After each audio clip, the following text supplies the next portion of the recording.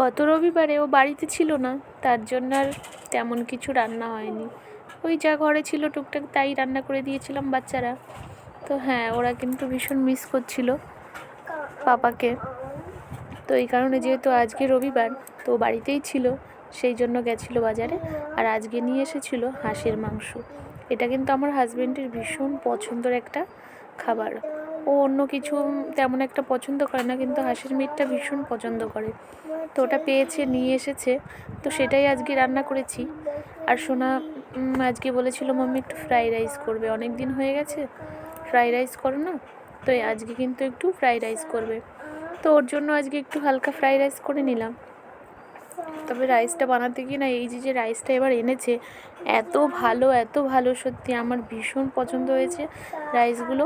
আর বলেছি যে এরপরে যখন যাবে না রাইসের দোকানে, তখন এটা একটু বেশি করে নিয়ে আসবে। কারণ মাঝে মাঝে জানো তো একটু বিরিয়ানি ঝটপট করে বানানো যায়, কিংবা কিছু খেতে ইচ্ছা করলো ভালো, তখন বানিয়ে নিলাম। এই রাইসটা ভীষণ ভীষণ ভালো, আমি নামও বলতে পারবো না, ও খোলা নিয়ে এসেছিলো। আগে জানো তো ওই যে প্যাকেটের ইন্ডিয়া গেট বাসমতিগুলো খুব আনতো, তো ওটা আমার কাছে মানে ওটার থেকেও এই রাইসটা বেশি ভালো ছিল। তার জন্য আমি বলেছি যে এবার না যখনই যাবে নেক্সট এই খোলা রাইসটাই নিয়ে আসবে। আর দেখো ফ্রাইড রাইস করেছি, কত সুন্দর একদম ঝরঝরা হয়েছিল, ভীষণ ভালো হয়েছিল। যদিও আমি ঘিটা একটু কম ইউজ করি, ঘি আর চিনিটা সব ওই বলে না, আমি একটু দেশি বানিয়ে ফেলি।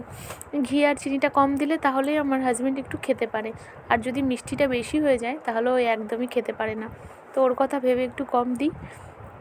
তো রান্না হয়ে গেছে, এখন বাচ্চাদের একটু গুছিয়ে দেবো।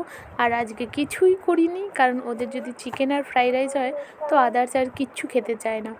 তার জন্য এটাই করেছি, আর এটাই হবে খাওয়া আজকের দুপুরে।